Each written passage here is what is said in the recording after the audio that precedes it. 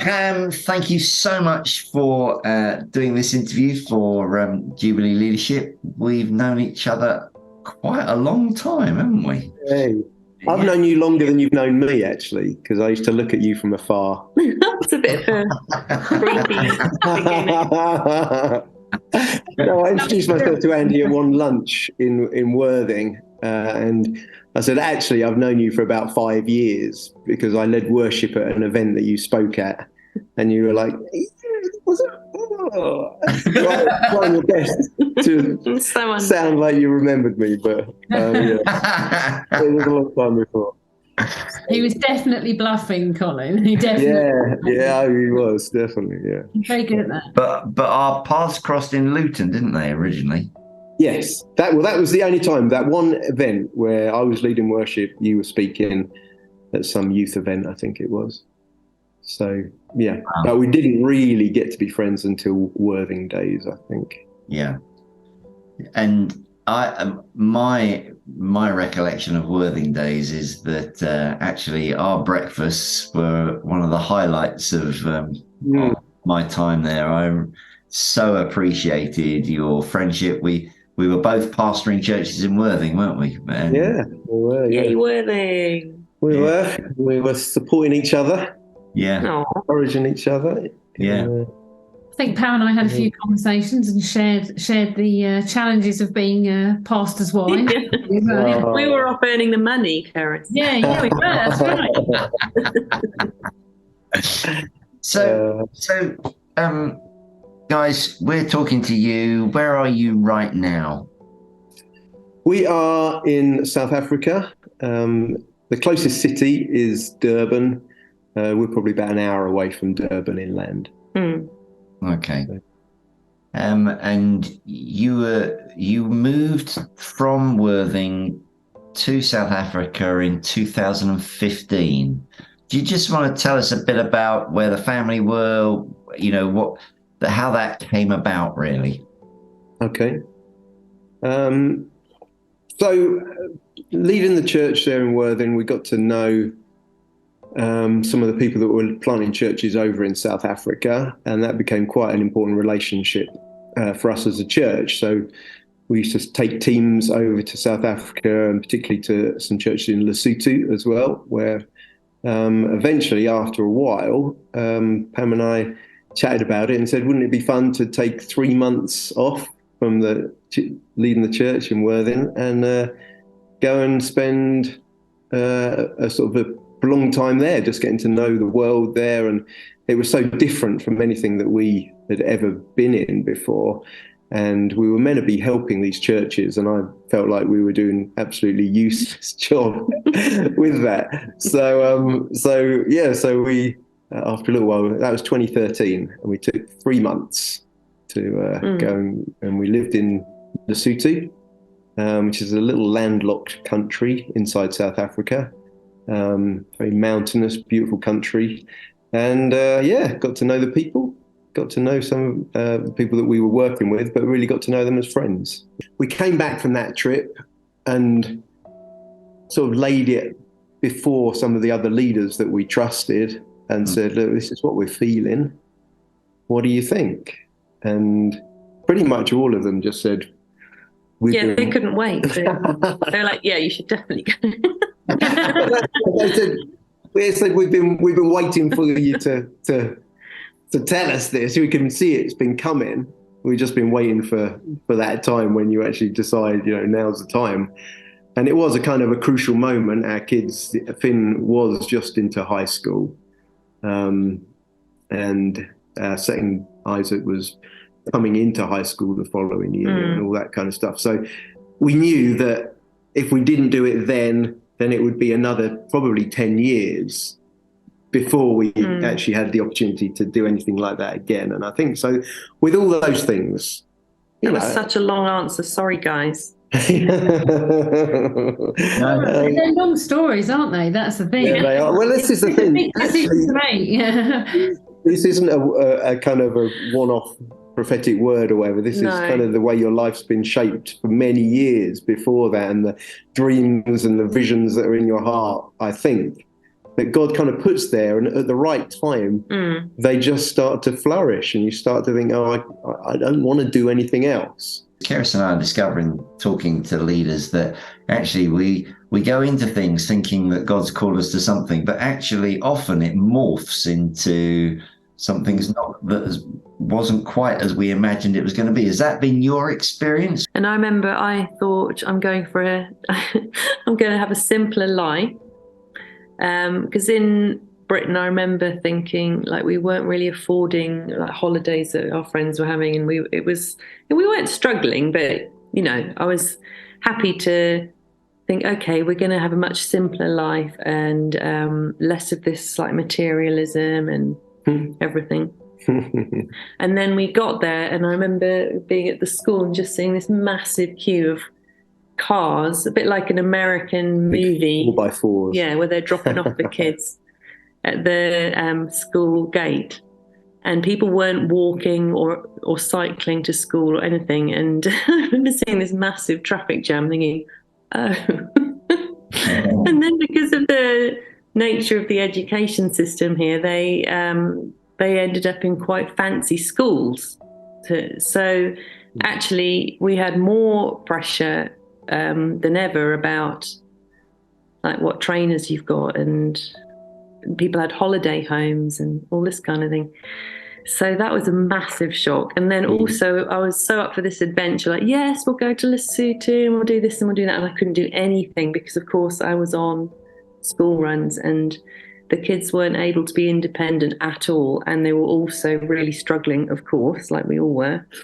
So I was completely locked in. So that was a major shock for me, which I just hadn't thought through at all. I don't know why we could be, how we didn't really think that through. And for me, I mean, I went there thinking that I was going to be bishop, leading a church and helping these other churches. Actually, trying to get a church off the ground in Bloemfontein was like really hard work. Yeah, we were so naive. And yeah, so I thought we'd arrive and have a team that was like, you know, fully on board and super devoted to the work that we were going to do together. And actually, we arrived and they were all falling out, and literally on the first day. And also, we didn't realize how foreign we were, and the language thing. It took us a long time to realize people are speaking English because we're in the room. It's not actually their normal language in that area. Right. So we were very, very foreign, weren't we? Yeah. There was lots and lots of stuff that was totally different to what we thought. And the bigger picture of like, oh, we're going over to serve these churches. Actually, it turned out it was a very small thing in a sense that we, you know, there were about, I guess, about 8 or 9 churches that we were working with there. You know, rural churches, quite poor. In Lesotho? In Lesotho in the Free State. Yeah. So all the churches that we were working with there. And, and, you know, they struggled, honestly. There were a lot of struggles. There was lots of unmet expectations around that. So, there's stuff everywhere you go, isn't there? Yeah, so politics and miscommunication. We were quite surprised about a lot of things that we thought were in place there that weren't. And we realised that when the white guy comes to town, like for his week or whatever, then everything gets a good show put on. And then when he goes, when you're living there, you realise that some of the realities aren't quite what you've seen when you're. So that was an interesting thing, and we really learned a lot. Like Pam's saying, just about culture, just about how naive we were, and how the church scene works there, and the integration of blacks and whites and all the nuances there. I mean, it's very complicated. Like so complex. Every year, I just think I know less than I knew last year. It's a very, very complex situation. I think I expected to have a bit more support from other churches and things, a bit more contact. I just sort of assumed nobody promised anything, and it wasn't anyone's fault. They went through a massive change after we left as well. So that was another expectation versus reality thing. Yeah. But in terms of the actual, what we have ended up doing now, Yeah, tell us about that. So Totally different. From just doing, really just working with a handful of leaders in quite a small area, Lesotho in the Free State. Ultimately, we've now joined another group of churches, and so now we're serving probably about 15 different church planting networks around Africa. So particularly on the east coast of Africa, South Africa and Mozambique, Zambia, Tanzania, Kenya, and then over into Pakistan and Myanmar. So the world has really opened up for us in a way that I never expected. And so that's been really exciting, actually. And I think, I look back on our time in Bloemfontein, and some people would say, it wasn't very successful. It wasn't on paper. No, on paper we were it dreadful wasn't. at church planting cross-culturally. No, honestly, we really were, weren't we? Yeah. Well, yeah, and we always were hoping that we'd get locals. That was always our heart, that locals would actually lead. Yeah, we thought, we'll go over, we'll build a team and we'll plant a church. And no.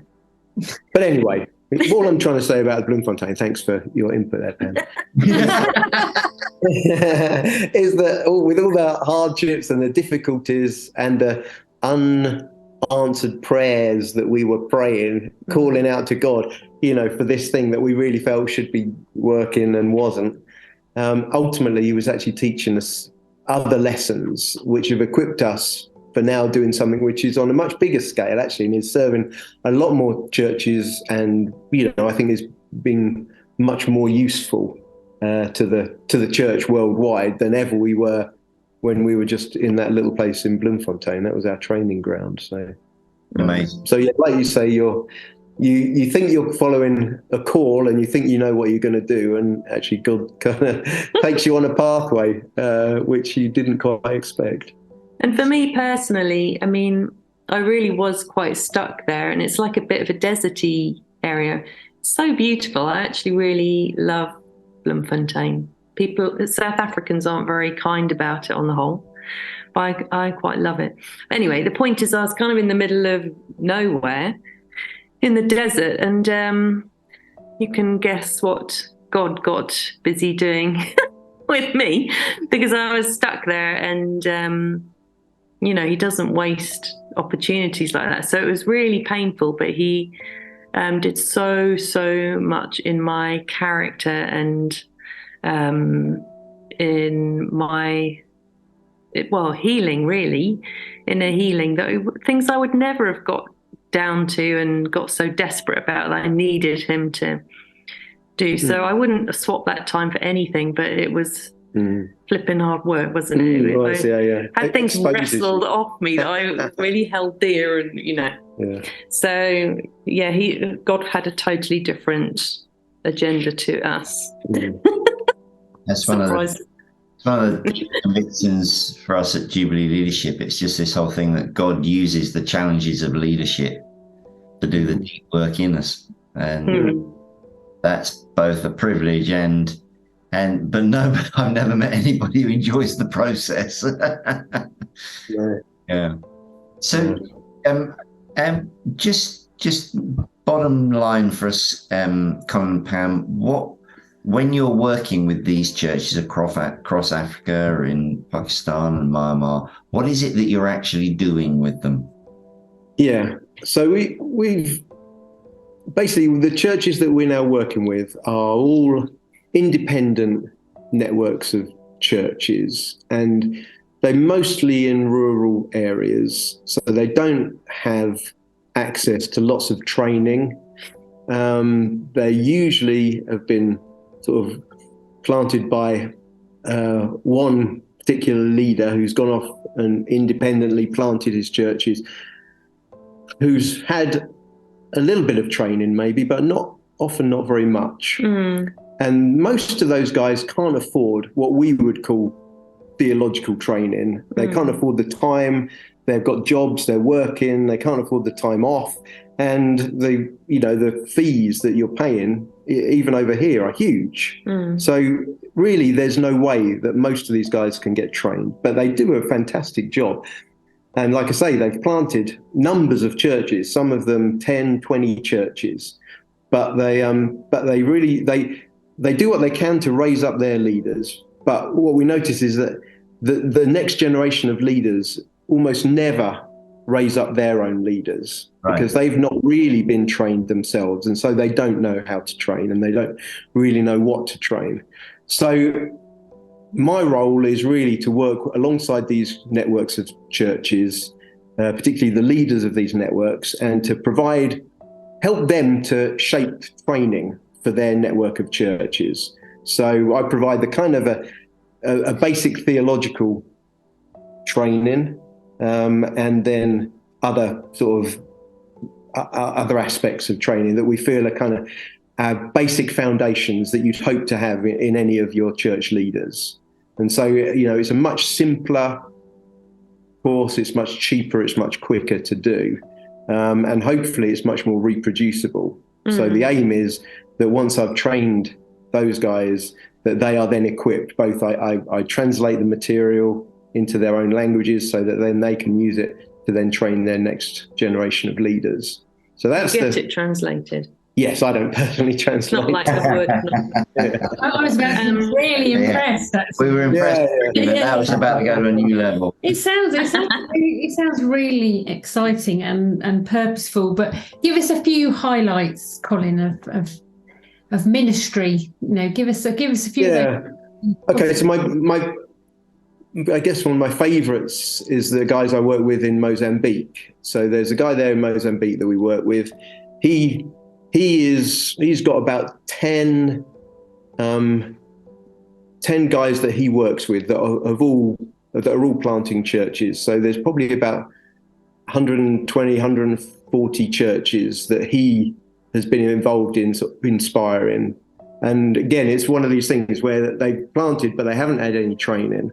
So I've been able to go and spend a bit of time with them. They've come over to me. We've translated the material into Portuguese, and now they're running with it. I think they're probably our most advanced. So a couple of the guys there they've been running courses for their pastors probably for the last year. Maybe run 15 courses. Every couple of weeks he'll send me a new photo with these guys that he's training, and there's these church leaders out in the rural areas, and even up into the refugee camps. In the refugee camps, amongst the Muslims that are fleeing. There's lots of there's a war going on in the north of Mozambique, so there's a lot of refugees coming down.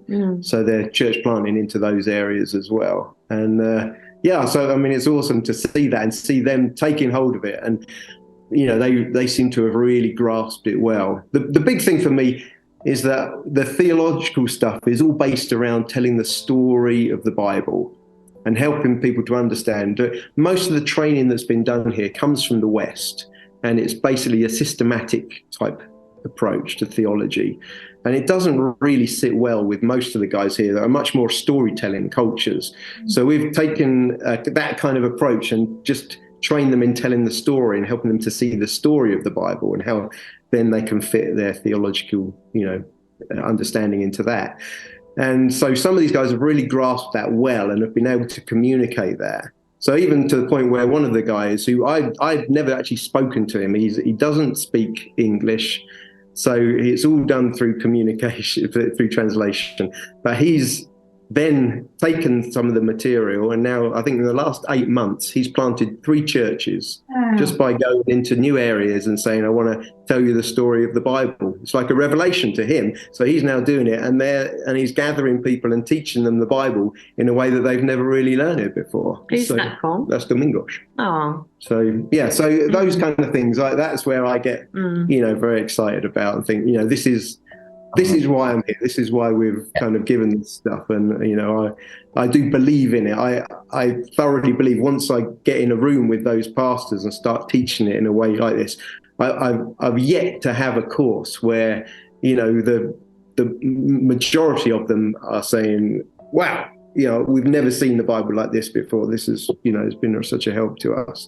Things that we're so wussy about as British people, they're just like so heroic about, and just have such massive faith, and they're just so brave compared to us. So we're doing this tiny little thing, and they're no, we're just putting a little bit on some incredibly courageous people that are, actually really flying in God and, doing amazing work. And, actually, when you meet them, you'd think, sure, what have we got to offer here? And we, thank God we've got a little bit that we can offer that maybe can help them and support them. But actually, it's just a joy to get to know some of these. Tell us about the persecution or the opposition, at least, that these people are facing. Yeah, I mean, I'm working with a guy in Pakistan that his two uncles were killed last year by the fundamentalists there, and he says there are times that he gets followed quite regularly. 2 weeks ago, his dad was attacked, and they managed to get away in a car, but they smashed the car windscreen and trying to get hold of him. So, this is super real. This is a guy, he's leading 36 churches in an area of Pakistan. So he's done amazing work. Such a 36 churches. 36 churches, yeah. And they're courageous guys that are doing that. And we were a friend of ours in Zanzibar. I stayed in his house. He talks about times when he goes into a new area. He went to plant a church, and they literally the locals were tearing down his house. In order to, they said they were going to kill him, and so him and his wife are just praying, and then the commotion stops, and they thought an angel had come or something, but it actually turned out the police had come and had stopped them from tearing down the house. And the police said to my friend and his wife, you must leave this area because we can't be here every time. And they said, well, but God's called us to be here. So sure enough, the next day they were still in their house. The guys came back. The locals started again tearing down the house. And so he said him and his wife, they prayed together, and then they walked out, and this group that met them said, what are you going to do now? The police aren't here to save you. He says his wife suddenly stood up in front of them and said, you think we need the police to protect us, but we're coming to you in the name of the Lord Jesus Christ. And he said, as she said those words, said everyone that was within about 2 or 3 meters of her just fell on the floor under the power of God, and the rest of the people ran away.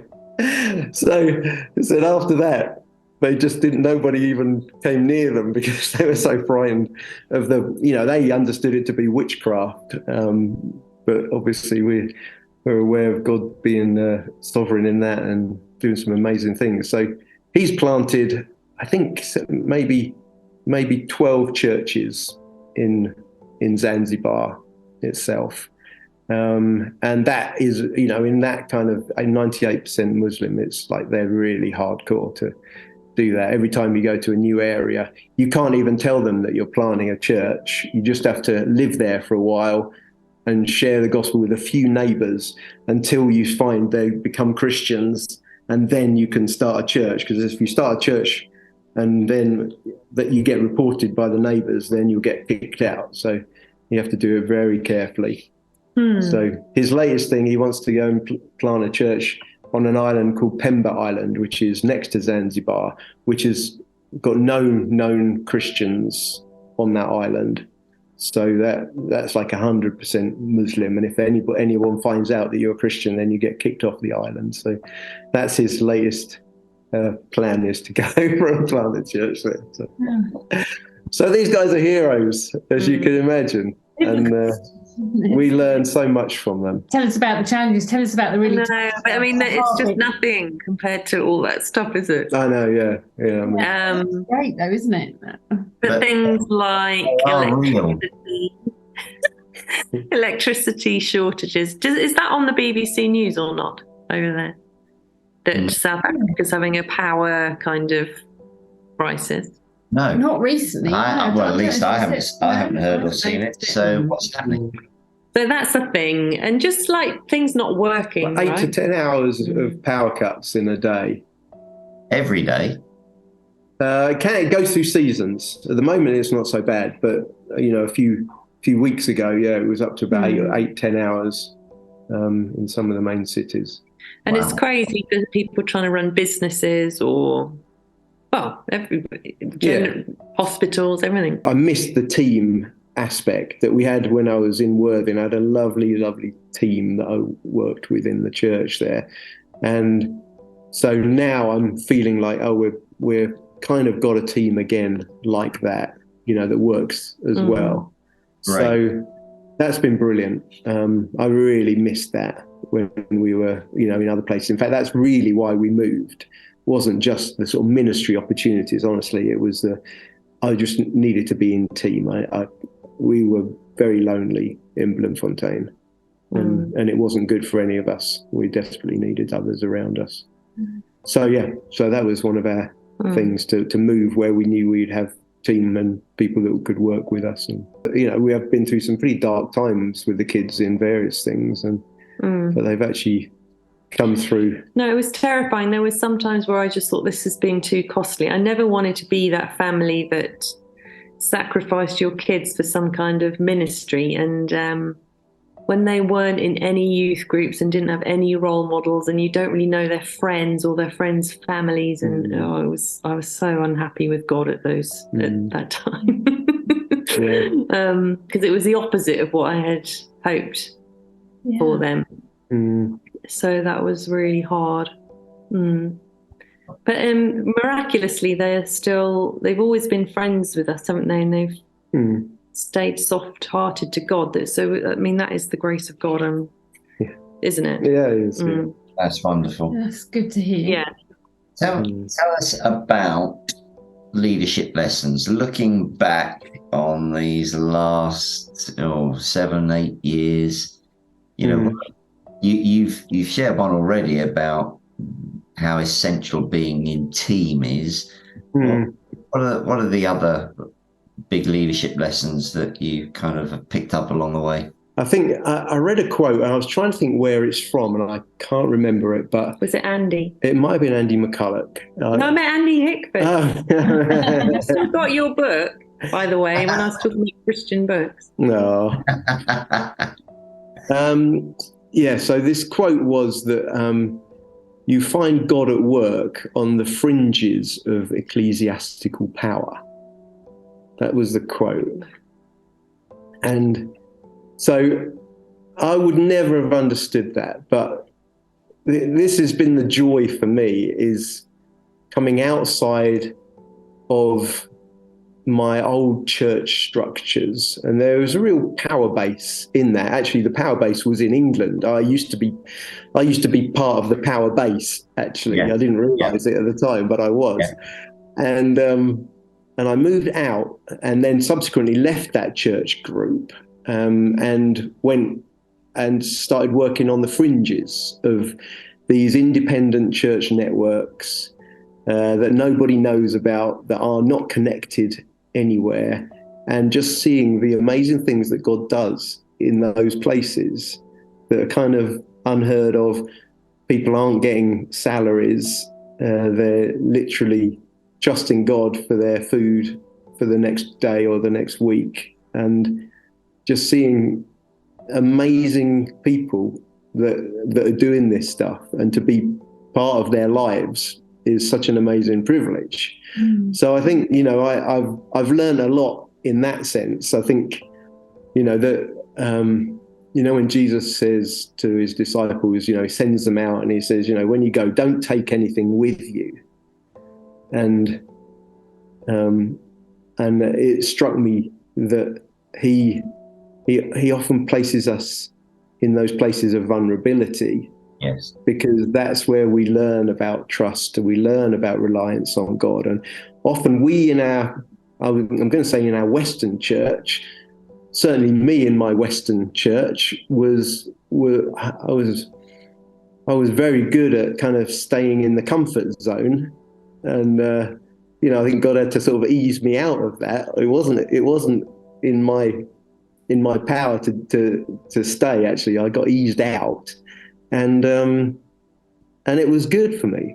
It was scary, but it was actually good, because I realized I was, actually leaving something where you felt comfortable and you felt like you had, what you needed. And if you didn't have stuff, then maybe you could ask, because you knew which churches and you knew this. And actually to go outside of that and find God in those places has been it's been a big lesson to me. Give us the quote again, Colin. I think it's something like, you'll find God at work on the fringes of ecclesiastical power. But we in the West, I think, are really quite strong at keeping within our, we don't do things if we haven't got the resources, or it doesn't make sense in the budgets, and we can't, we've got to wait for the right budgets.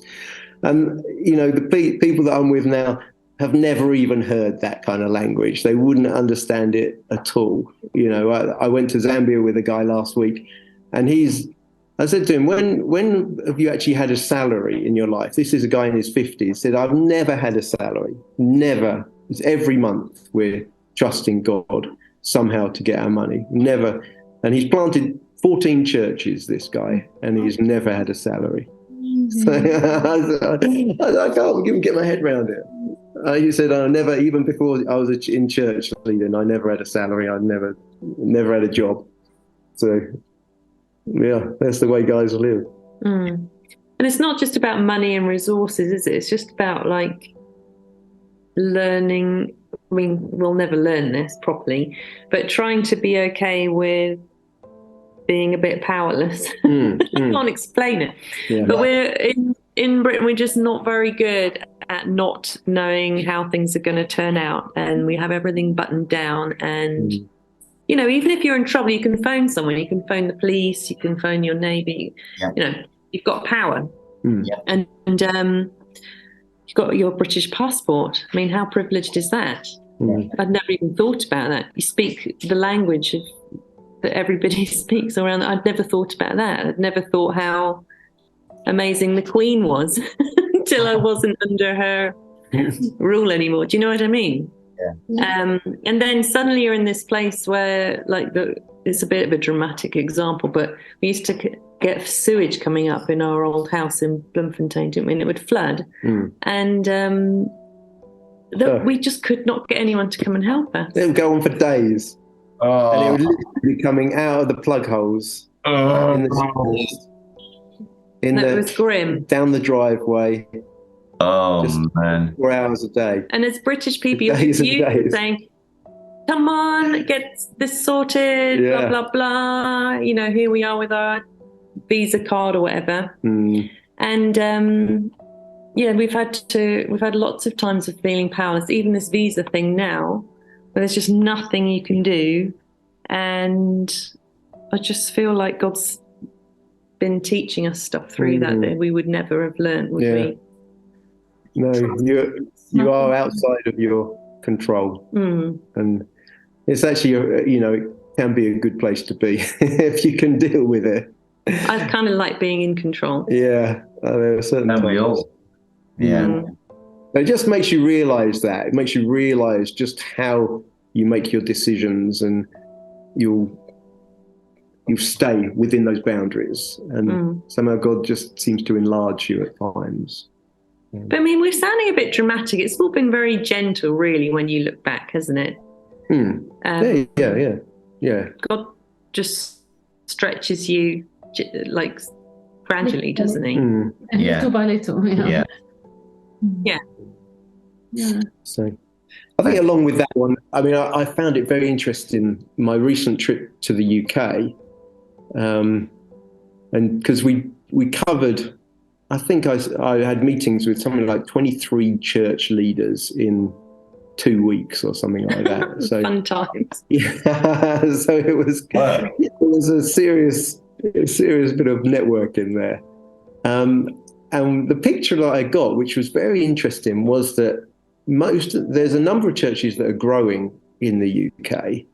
Most of the growth that people were telling me about was from non-UK people. Yeah, it's so exciting now, isn't it? And this was fascinating to me.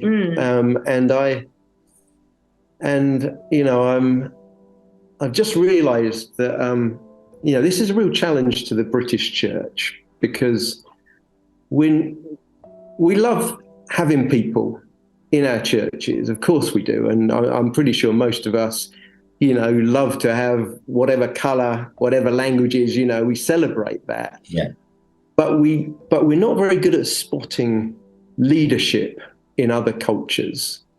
Other cultures, their leadership looks different to how they would how we would see leadership. And so I've realized that, for British leaders, we need to start to, kind of take our blinkers off of what leadership looks like and try and see it from a different perspective, and try and see leaders in their own culture.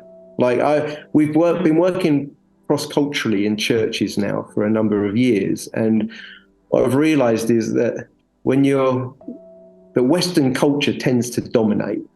Yeah. And you have to be really decisive. You have to really be intentional to try and give room for people of other cultures to get through that, particularly if they're not very Western in their culture. And so how do we do that, Colin? For team leaders, ministers, listening to this, thinking, I want to do that. How do we do that? That is a massive journey, I think. That's the whole other Zoom call. Yeah, that is. That's where you make your real money, Andy, if you can help people. Go global on that. Because honestly, it's about humility, isn't it? This is the biggest thing facing church leaders, I think, at the moment in the UK, right, is how do we build multicultural churches? Yep. At the moment, our danger is we can build multi-ethnic churches, but monocultural. In other words, Western culture. That's fascinating, yeah. But that's what we'll do, because we know best. Because the West knows best. It's true, we do. We think that's how we think, and so we don't even consider how do we bring and actually just sitting in a room, or not even sitting in a room, going around someone's house, from a different culture, and spending as much time as you can just letting them talk, finding the right questions to get their view of the world, get their view of the church, get their view of what God's doing. And you'll start to see that, it's a very different world from their point of view. And actually, they may have some insights which can really help the church. I don't know if you remember, we had an African guy coming into our church when I was in Worthing. Yeah. And we knew, in Africa, that guy was a significant leader. And in Worthing, he really struggled, particularly the first couple of years, really struggled. And he obviously learned a lot and went through some stuff as well. But now he's leading a church in Dubai of like 400 plus people. He's involved in planting churches in all over the world, actually, this guy. He's a phenomenal leader, but you never saw it because we were so Western in our approach. Even our meetings, our eldership meetings, all the things that we thought we were doing, to bring him in, actually were alienating him. And it's only now in retrospect, I look back on that and think, oh my goodness, we didn't take the time to really get to understand him and his worldview and his culture, and really do our best to bring him through and let him influence us. And I think the church leaders that are able to do that in the UK at the moment are going to be the ones that really do build these integrated and multicultural churches. Such an opportunity over there. It really is, yeah, really.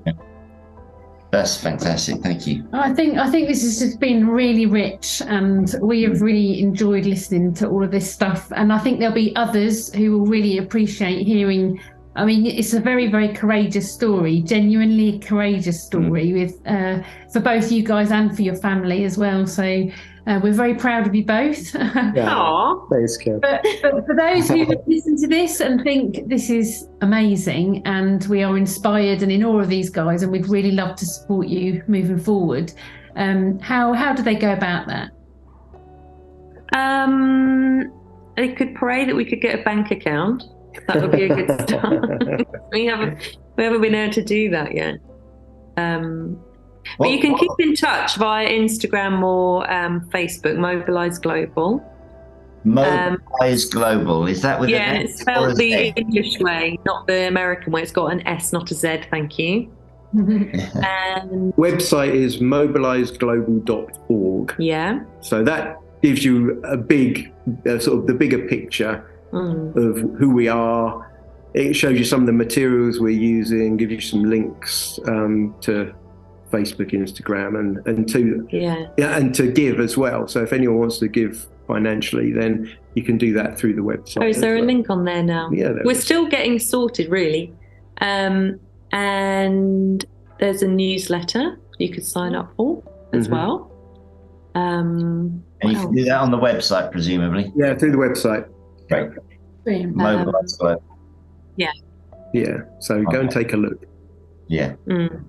Colin and Pam, thank you so much for your time, and thank you so much for what you do. And some of the stories you've told in this call are utterly inspirational. So, it's such a pleasure. Thank you. It's a joy to be with you guys. Thank you. We didn't have anything else to do tonight. We're in every night. Yeah, we can do part 2 tomorrow if you want. No, it's been really fun to chat to you. Thanks. Yeah. God bless you guys. Thanks, Thank Andy. you. Bye, Cerys.